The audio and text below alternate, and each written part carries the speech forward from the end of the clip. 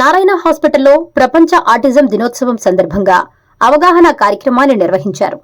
ఈ కార్యక్రమంలో ముఖ్య అతిథిగా hospital additional medical superintendent doctor Harish Ravulapalli గారు పాల్గొన్నారు. ఈ కార్యక్రమంలో నారాయణ హాస్పిటల్ పీడియాట్రిక్ విభాగాధిపతి డాక్టర్ చంద్రశేఖర్, చిన్నపిల్లల వైద్యులు డాక్టర్ సాంబశివారెడ్డి, డాక్టర్ ఉమామహేష్ మరియు నర్సింగ్ సూపరింటెండెంట్ మణిమేఘల తదితరులు పాల్గొన్నారు. నమస్తే.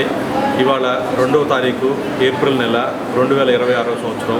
నా పేరు డాక్టర్ చంద్రశేఖర్, చిన్నపిల్లల విభాగాధిపతిని, నారాయణ మెడికల్ కాలేజ్.